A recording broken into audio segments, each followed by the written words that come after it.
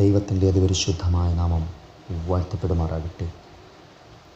മർക്കോസ് എഴുതിയ സുവിശേഷം 16-ാം അധ്യായം അതിൻ്റെ 19-ാമത്തെ വാക്യം പ്രകാരം പറയുന്നു: ഇങ്ങനെ കർത്താവായ യേശു അവരോട് അരുളി ചെയ്ത ശേഷം സ്വർഗത്തിലേക്ക് എടുക്കപ്പെട്ടു, ദൈവത്തിൻ്റെ വലതുഭാഗത്ത് ഇരുന്നു. വളരെ അനുഗ്രഹീതമേറിയ ഈ ദൈവവചന ചിന്ത, സർവ്വലോക സൃഷ്ടാവ് ഈ ഭൂമിയിൽ ഒരു ശിശുവായി അവതരിച്ചപ്പോൾ അവൻ ഇവിടം സ്വീകരിക്കപ്പെട്ടില്ല.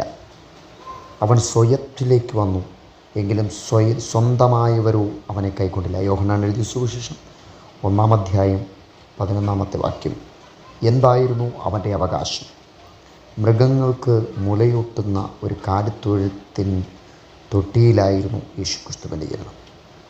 ഒരിക്കൽ യേശു യാത്ര ചെയ്യൽ തന്നെ അനുഗമിക്കുവാൻ ആഗ്രഹിച്ച വ്യക്തിയോട് ഇപ്രകാരമാണ് അരുളി ചെയ്തത്: കുറുനരികൾക്ക് കുഴിയും ആകാശത്തിലെ പറവകൾക്ക് കൂടുമുണ്ട്, മനുഷ്യപുത്രനോ തല ചായ്പാനിടമില്ല. മത്തായി എഴുതിയ സുവിശേഷം 8-ാം അധ്യായം അതിൻ്റെ 20-ാമത്തെ വാക്യം.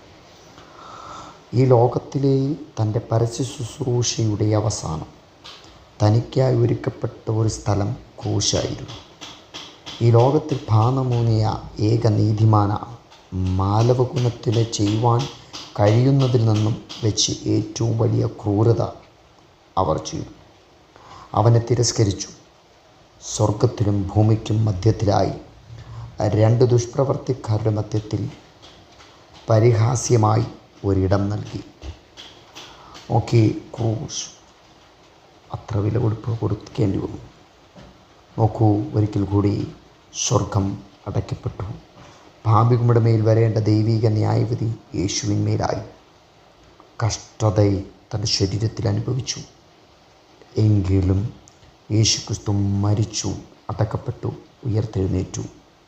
സങ്കീർത്തനം 110 അതിൻ്റെ 1-ാമത്തെ വാക്യം: ദൈവം അവനെ മാനിച്ചു, തൻ്റെ വലതുഭാഗത്ത് ഇരുത്തി. അതേ പ്രിയരെ, ഇന്ന് നമ്മോട് ചോദിക്കുന്ന ഒറ്റ ചോദ്യം ഇതാണ്: നിൻ്റെ ഹൃദയത്തിൽ യേശുവിന് കൊടുക്കേണ്ട സ്ഥാനം എവിടെയാണ്? കർത്താവും രക്ഷിതാവും എന്ന പരമോന്നത സ്ഥാനം നീ കൊടുത്തിട്ടുണ്ടോ? അതോ നീ തന്നെ ശ്രദ്ധിക്കാത്ത ആ കാലത്തിലെ ചില ശിഷ്യന്മാരുടെ സമകാലീനരായി ഞാനും തീർന്നിരിക്കുന്നു പോകും? എവിടെയാണ് നമ്മൾ എത്തപ്പെട്ടിരിക്കുന്നത്? നമ്മുടെ ക്രിസ്തുവിൽ നമ്മുടെ ഹൃദയം യേശുവിന് കൊടുക്കുക. യേശുവിന് നാം കൊടുക്കേണ്ട സ്ഥാനം അത് നമ്മുടെ ഹൃദയത്താണ്. അത് സ്ഥാനം ഉറപ്പായും കൊടുക്കുക.